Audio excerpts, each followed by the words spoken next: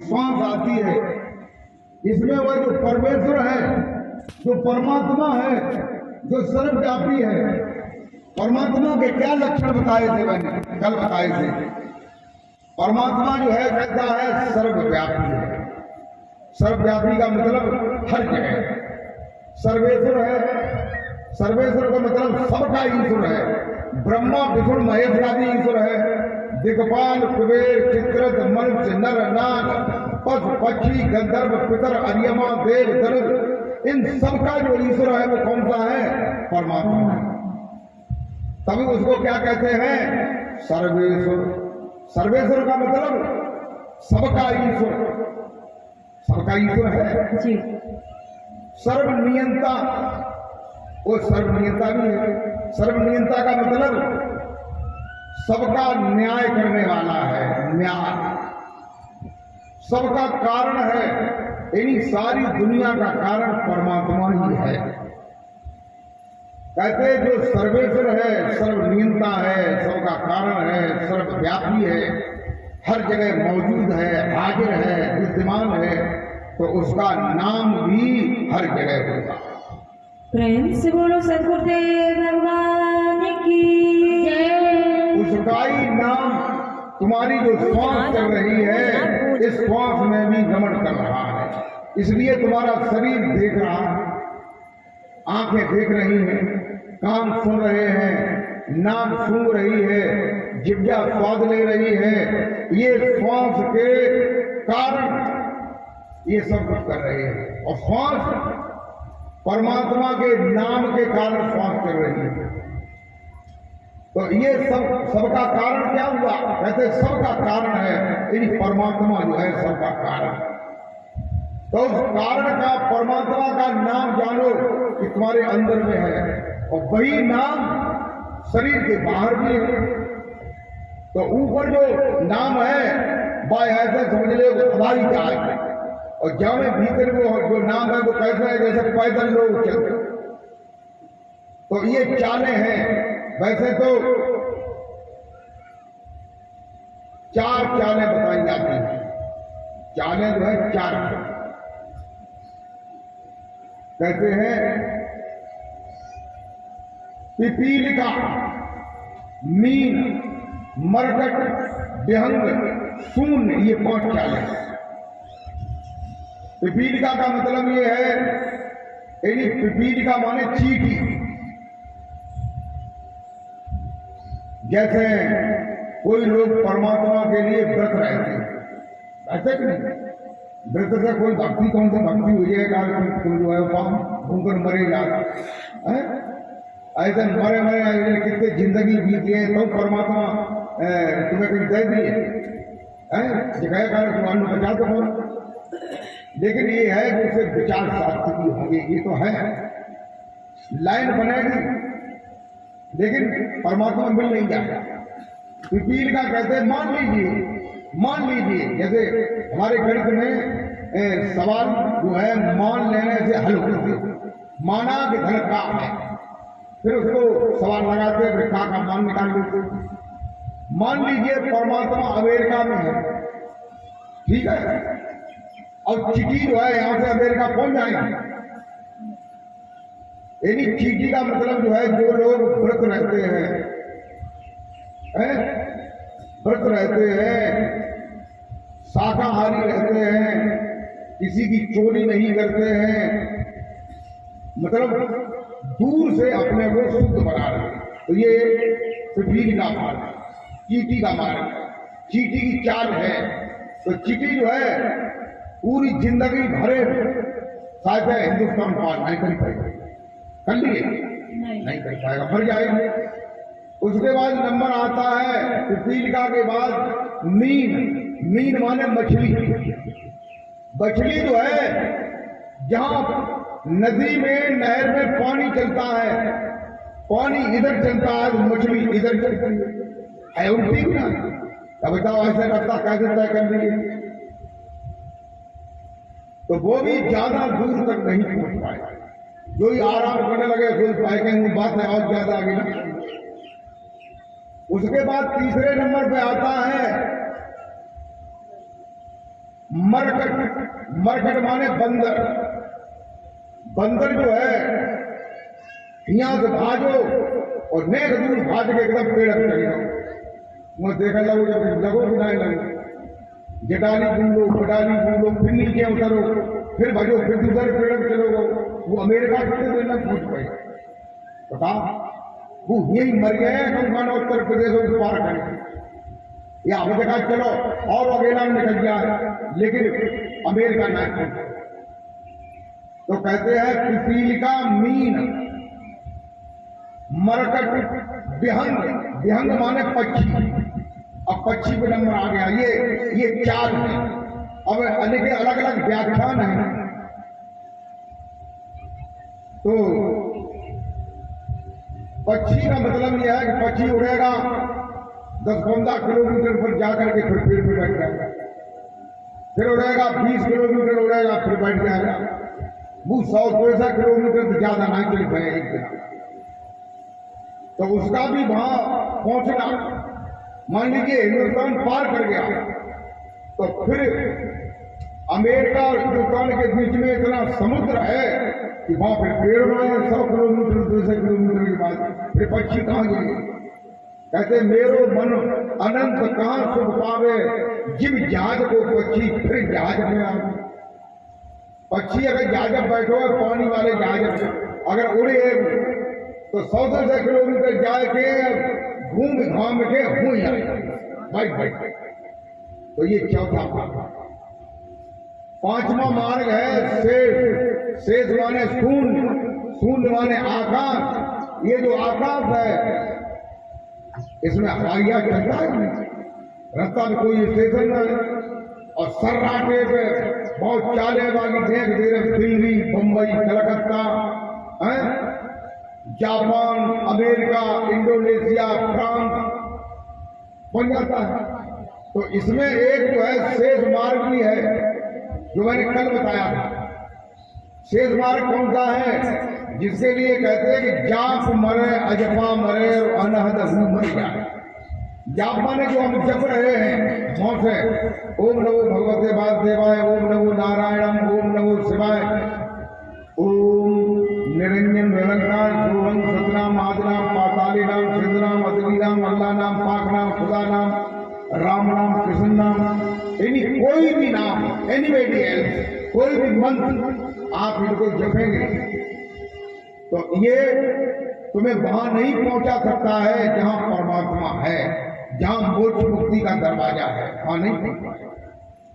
प्रेम से बोलो सतगुरुदेव भगवान की जय। और अजपा मरे, अजपा कहते हैं कि एक मौत से जपने के बाद भी एक ऐसा परमेश्वर का नाम है, उसी परमेश्वर का जो सर्वव्यापी है, सर्वेश्वर है, सर्वमय है, सर्वनीयता है, सबका कारण है, जो सांस को चला रहा है, वह नाम सांस में है, जो अजपा है, जपा नहीं जाता। लेकिन वहां पहुंचने में वो भी थक जाता, मर जाता। यानी जब आदमी की मृत्यु होती है तब क्या होता है? ये गरुड़ पुराण के 14वें अध्याय में बताया जाता है कि गरुड़ जी ने भगवान विष्णु से ये पूछा कि भगवान आप हमें ये बताएं कि भव सागर से पार होने का रास्ता क्या है। तो भगवान विष्णु जो है मुस्कुरा करके कहते हैं, बेटा भव सागर से पार होने का रास्ता तो तुम्हारे अंदर है, लेकिन तुम उसे जानते नहीं, सारे संसार के लोग नहीं जानते हैं। कोई हिंदू है तो वो किसी मंत्र को पकड़े हुए है, कोई एक मंत्र, कोई 2 मंत्र, कोई 6 मंत्र, कोई 7 नाम। मुसलमान है तो वो अपनी कोई लेख लीक पकड़े हुए है, उसी को चला रहा है। ये क्रिश्चियन है वो किसी पे चल रहा है, बौद्ध है वो किसी पे चल रहा है। लेकिन देखो जब अंत समय आएगा, भगवान विष्णु गरुड़ से कहते हैं कि जब इंद्रियां थकेंगी, उनमें से पहले कर्मेंद्रियां थकने के बाद ज्ञानेंद्रियां थकती हैं। जब ज्ञानेंद्रियां थकती हैं तब संसार के लोग कहते हैं कि अब श्रद्धा चित्त फटेगा, अब बेकाऊ पहचान ना पाएगा। तब ये समझो गाड़ी कुंडला के स्टेशन पहुंची। फिर उसके बाद जो है फिर श्वास जो है कहते हैं 10 प्राण होते हैं, 10 प्राण अपान उदान बयान समान नाम पूर्व त्रिकल देवदत्त धनुर्जय। तो एक प्राण जो है वो श्वास को चलाता है, दूसरा प्राण पेट की हवा को खारिज करता है, तीसरा प्राण कंठ से नाभि के बीच में भोजन को पचाता है, और चौथा प्राण नसों में होकर के खून के सर्कुलेशन को, हवा को, पानी को, इनको जो है सर्कुलेशन कराता है। और अगला जो प्राण है, किसी से डकार आती है, किसी से छींक आती है, किसी से जमवाई आती है, कोई पलकों को झपकाता है। ये 10 प्राण है। जब ये 10 प्राण जो है मृत्यु के समय ये मुख्य प्राण में विलीन होते हैं, मुख्य प्राण में, तब कैसा लगता है जब मुख्य प्राण में विलीन होते हैं। ये हमारी देखो समझ में, जब मुख्य प्राण में सभी प्राण विलीन होते हैं तब कैसा होता है ये देखो। आदमी की दशा क्या होती है, ऐसा होती है।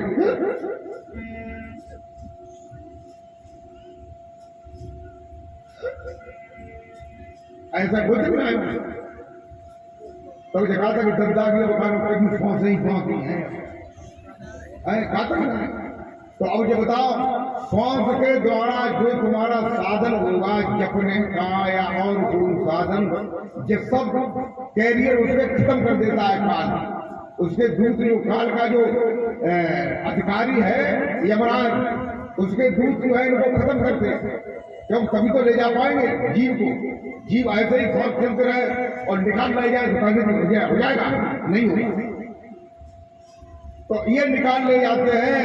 भगवान विष्णु जो है गरुड़ जी से कहते हैं कि तब जो है पिंड से जीव अगर ब्रह्मांडी अजपा को जानता है, उसमें अगर पहुंच जाता है तो वो भवसागर से पार हो जाता है। प्रेम से बोलो सतगुरुदेव भगवान की जय। अगर नहीं जानता है तो यही सांस हो छटका जो ही लगो सोई ही गए, चले गए धर्म नहीं। अब क्या करेगा? तो कहते हैं कि मंगल भवन मंगल हारी,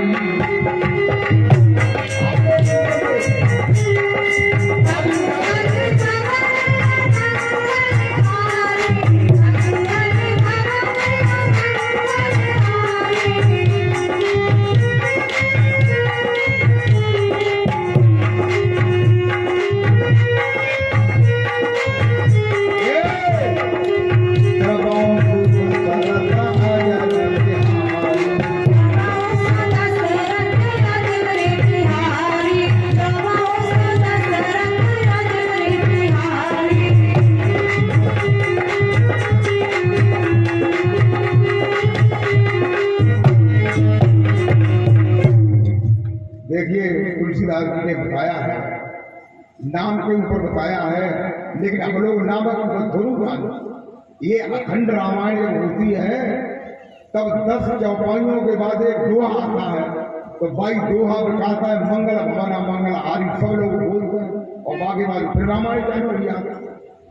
फिर धीरे धीरे जो है ये जो है सब्जी बन रही, हलवा बन रहा हो, कचौड़ी पूरी बन रही, उनकी खुशबू नाक जा रही है, कोई जल्दी जल्दी मंगल भवन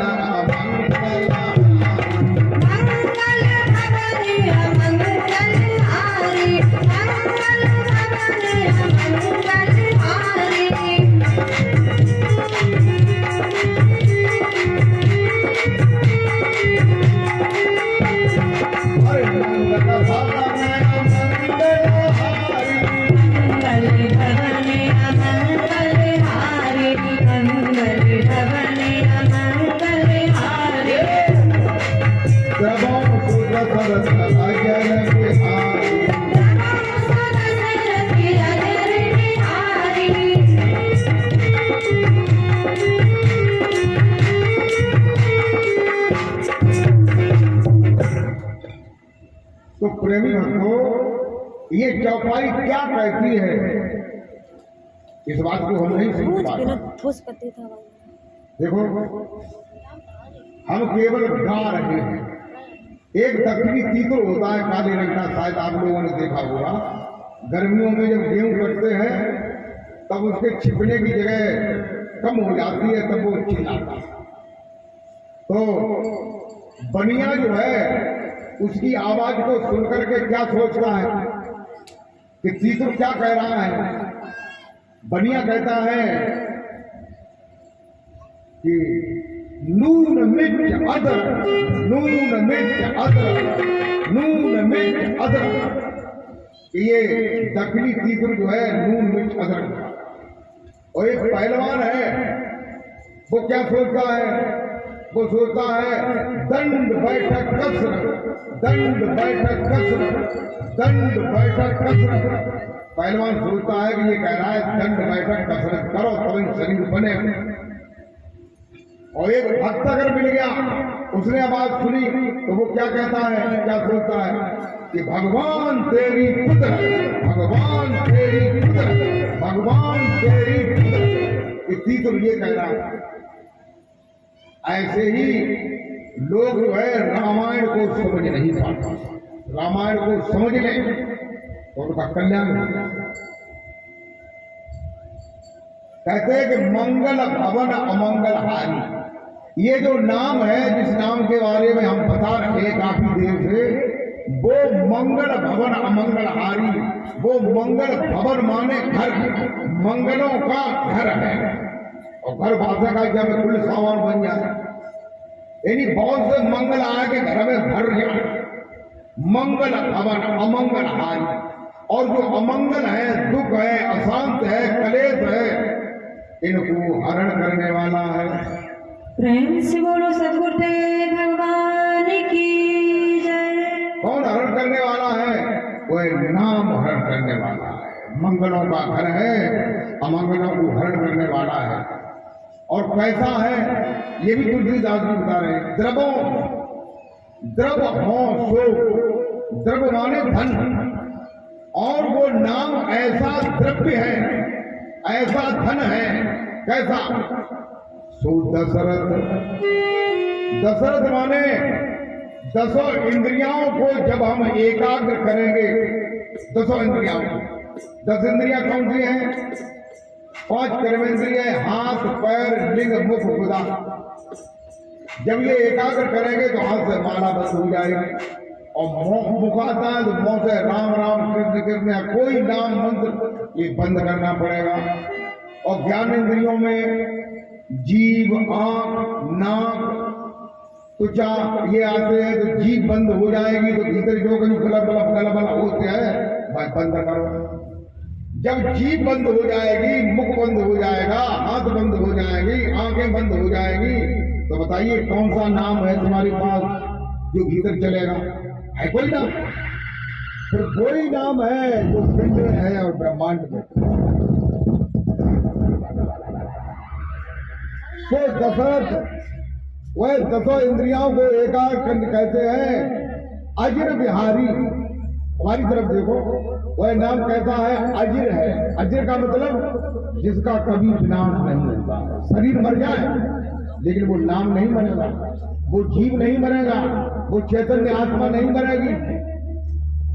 बिहारी माने रमण करने वाला है, बिहार करने वाला है। वो नाम तुम्हारी सांस।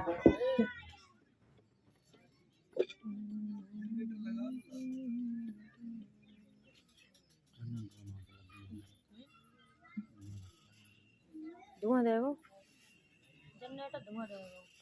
सही है, आवाज ठोस कर देते हैं।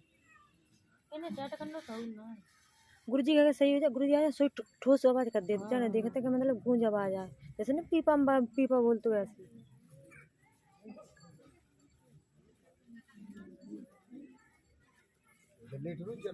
हाँ अब का धर्मेंद्र ये जो परेशान है, समझ के गए उसी का फिर भज के आए।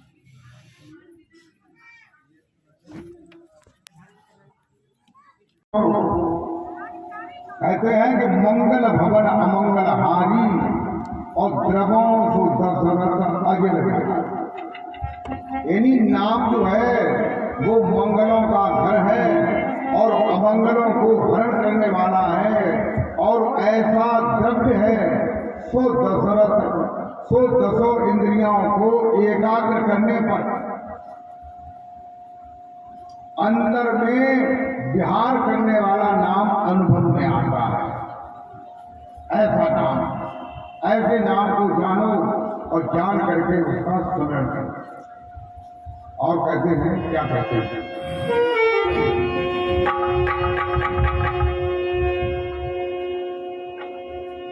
कि देह धरे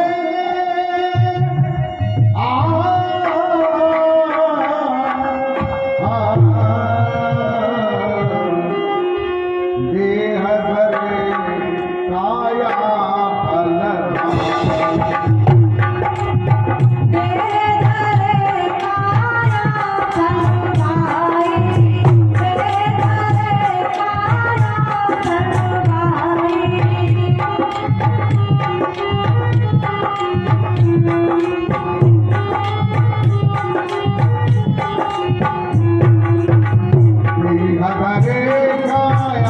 फल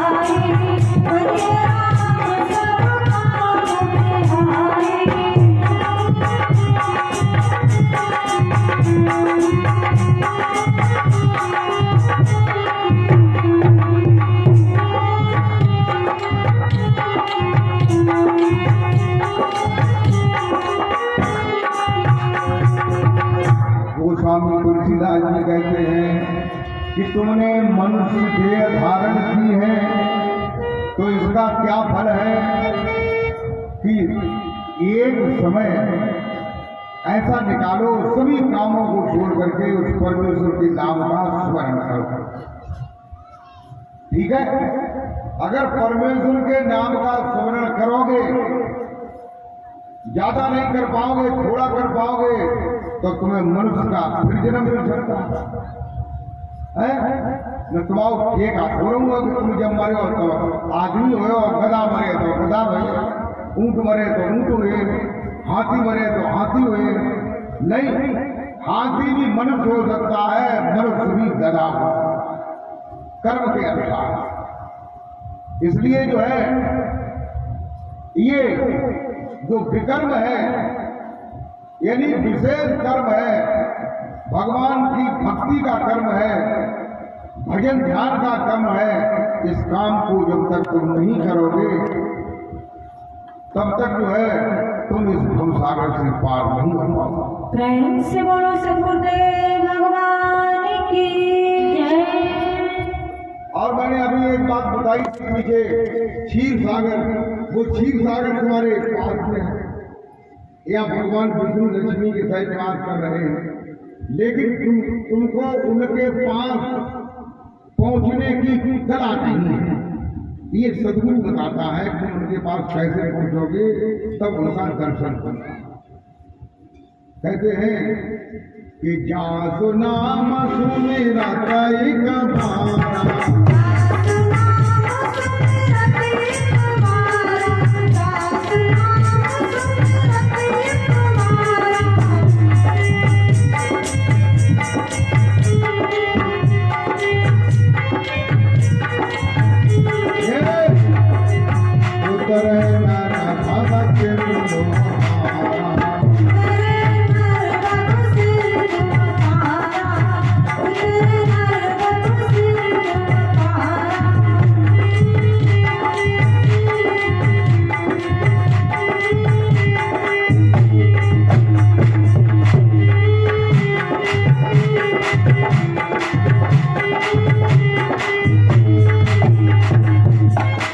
मेरे भगवत प्रेमियों, कहते हैं कि जासु नाम सुमिरत एक बार।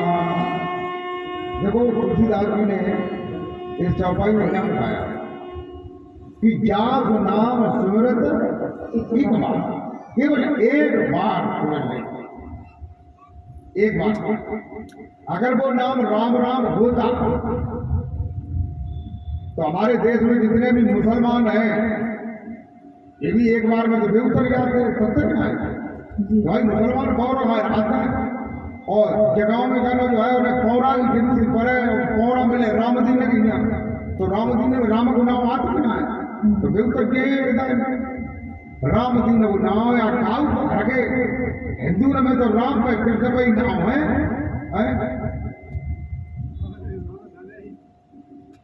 तो बहुत से नाम वे रोज चाहे कभी बच्चों में लेकिन ना होना वो बढ़िया था वो। तो देखो, लेकिन ये उसका अर्थ नहीं। एक बार का अर्थ ये है, बार माने क्या है? वैसे बार माने ये भी होता है कि शरीर में जो बाल है इनको भी बार कहते हैं, लेकिन ये अर्थ नहीं बनता है। एक बार माने दिन भी होता है, जैसे रविवार, सोमवार, मंगलवार, बुधवार, बृहस्पतिवार, शुक्रवार, शनिवार, फिर रविवार, लेकिन यहाँ भी ये भी नहीं बनता। बार माने चोट करना होता है, लेकिन चोट करना भी नहीं है।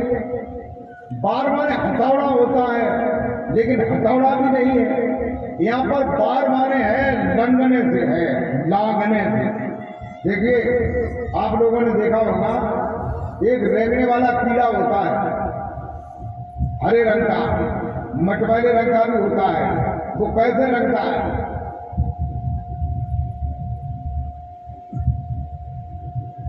कहीं बात होने में आई तो इन्हीं जब वो पिछले के पैरों से अगली जगह पर स्थापित कर लेता है तब आगे ऊपर इन्हीं एक कक्षा से दूसरी कक्षा में पहुंच जाता है। ऐसे ही जो साधक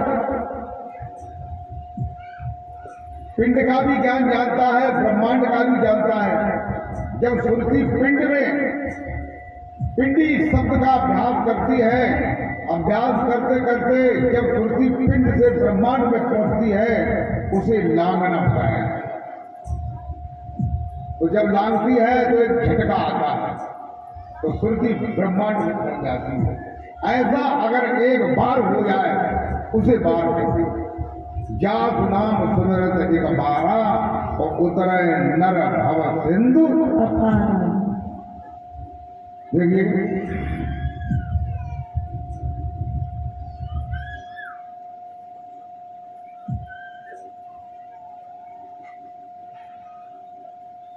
एक मैं आप लोगों को छोटा सा दृष्टांत बता रहा हूं। एक गांव में एक शिवजी का मंदिर था, उसमें शिवलिंग लगा हुआ था। तो शिवरात्रि आने वाली थी तो उसमें तैयारियां हो रही है, मंदिर को स्वच्छता भी आ रही थी, सफाई भी आ रही थी। तो एक गांव में एक सज्जन थे, बड़े भक्त थे, उन्होंने पूछा कि भैया पंडित जी मंदिर में सफाई कैसे हो रही है? अरे तुम्हें ना शिवरात्रि आ रही है इसलिए सफाई हो रही है। तो उनकी भी लगन लग गई कि शिवरात्रि आएगी तो हम भी वहां देंगे। तो धीरे धीरे 2-4 दिन बाद शिवरात्रि आ गई। लोगों ने जो है वहां फल, ज्यादातर शिवरात्रि पे जो है बेर के फल चढ़ते हैं और पुष्प चलते हैं, मिठाई भी चलती है। तो चढ़ रही थी, वे वहां बैठे, उन्हें बड़ा अच्छा लगा, प्रसाद भी खाने को उन्हें मिला। फिर वे रात को जो है पंडित जी से उन्होंने एक बात और पूछी कि शिवरात्रि को सब पूजा लोग करते हैं, फिर जाके बाद कहा हो बेगू। तो उन्होंने कहा कि आधी रात के बाद भगवान शंकर जी प्रकट हुए। जब उनने झूठी बात दई बात और बात सुन रहे थे लोग, जब उन्हें झूठी बात दई प्रकट हुए, लेकिन जो है अब वो आदमी जो था वो उसमें लगन लगा गया, भगवान प्रकट होंगे। तो वो बैठा रहा। तो आधी रात के बाद जो है पहले तो वहां पर बेल फूल पत्थर ढोलक बज रही, गाना जो है आवाजें हो रही। तो आधी रात के बाद एक चूहिया जो है वहां में से निकल तो बिलबे से और निकल गए शिवलिंग के ऊपर जाएंगे और वह मररानी 2-3 बार। तो वह भक्तन सोची कि हाँ अब भगवान जी हमें लगे थे सुइया के रूप में आए। फिर माने का काम करो, थोड़े देर बाद एक पेड़ हुआ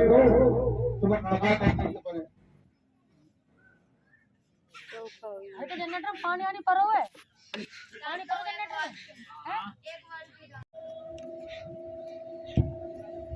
तो फिर वो जो है सुइया को देखते रहे सवेरे तक।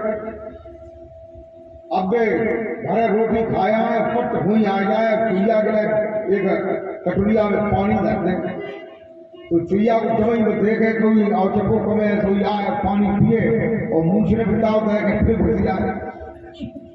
तो बिन्ने कही यही भगवान की है। सुबह फिर कुछ देर बाद बिन्ने ज्ञानी की तो आदमी ऐसो ही है सीधो साधो। तो चुईया फिर पाए कुछ देर बैठे रहो। तो उन्होंने ये समझा कि यही भगवान का स्वरूप है चुईया के लिए। फिर कुछ दिनों बाद वहां एक बिल्ली आई। तो जो बिल्ली को देखो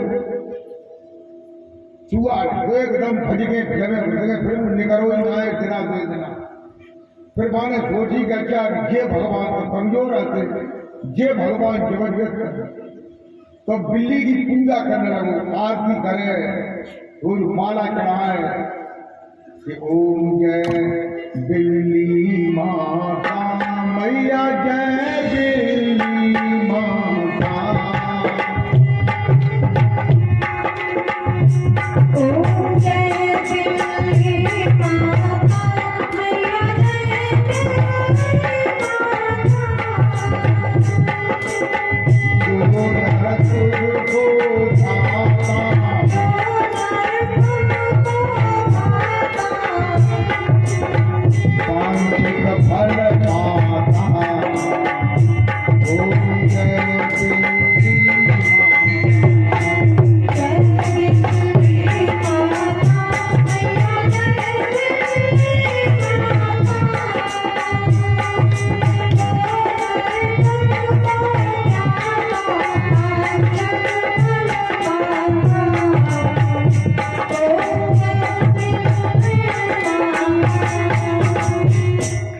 कहते हैं।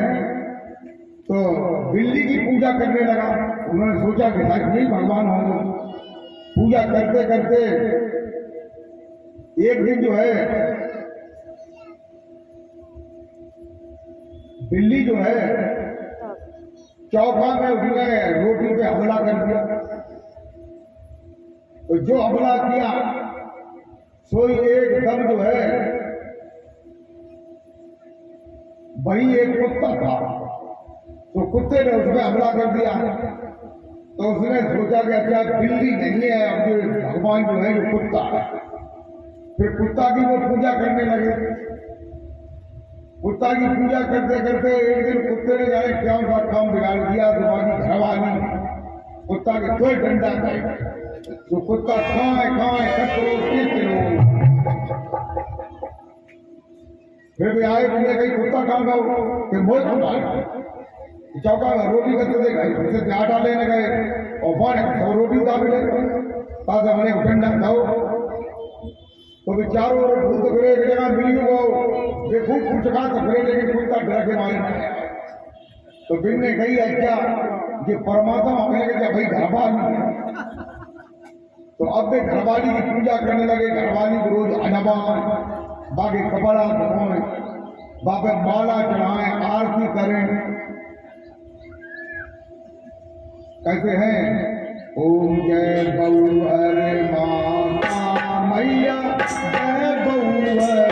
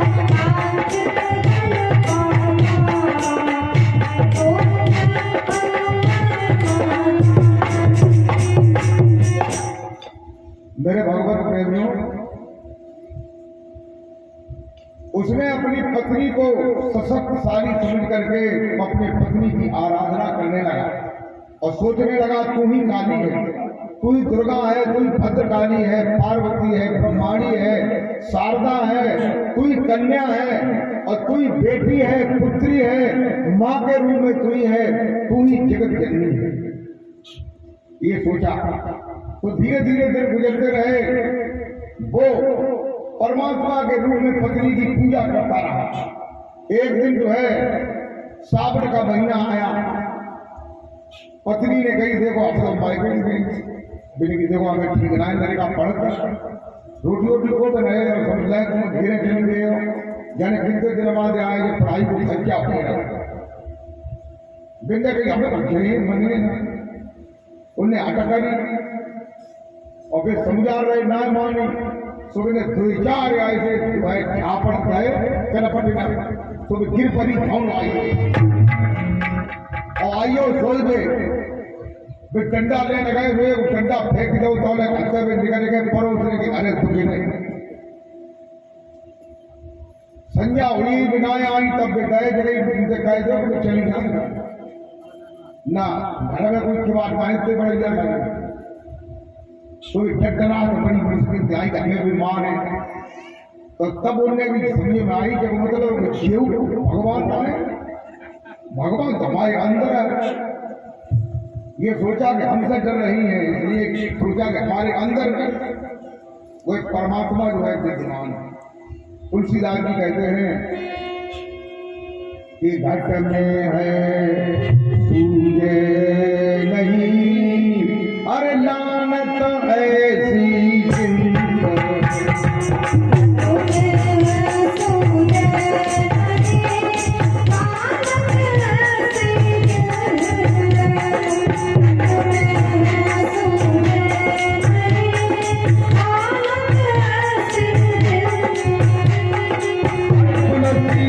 संसार को भयो मोतिया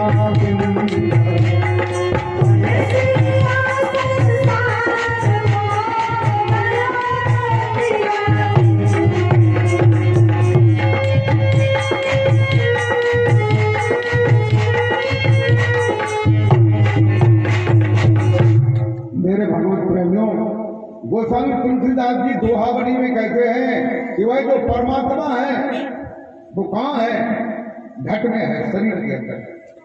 यही उस पुरुष ने देखा चूहे से बिल्ली, बिल्ली से कुत्ता, कुत्ता से पत्नी, पत्नी से फिर स्वयं पर उन्होंने ये विचार किया कि आखिर वो शक्ति मेरे अंदर है और कहाँ है कैसे है मुझे नहीं मालूम है। घट में है सूझे नहीं लानत ऐसी जिंद और तुलसी या संसार को भयो मोतिया। तुलसीदास जी कहते हैं कि संसार को मोतिया बिंद। फिर अगले दुआ में कहा सतगुरु पूरे वैद्य है अन्य न है सत्संग और ज्ञान सलाई जब लगे तो कटे मोतिया। जब सदगुरु जो है इस मर्ज के सदगुरु पूरे वैद्य है जब वो ज्ञान की सलाई देंगे मोतिया बिंद खत्म हो जाएगा और जब मोतिया बिंद खत्म हो जाएगा तो जो चार चंद्रमा दिखाई देते थे एक बल्ब के चार बल्ब दिखाई देते थे ये चार बल्ब खत्म हो गए, चार चंद्रमा खत्म हो गए, एक भी चंद्रमा दिखाई देने लगा जो मूल में है। ऐसे ही वह जो प्रभु है वह जो परमात्मा है उसका नाम तुम्हारे शरीर के अंदर विद्यमान है।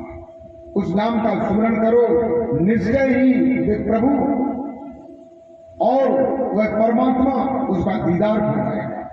प्रेम से बोलो सदगुरुदेव भगवान की जय। अब मैं आप लोगों को एक भजन सुनाना चाहता हूँ।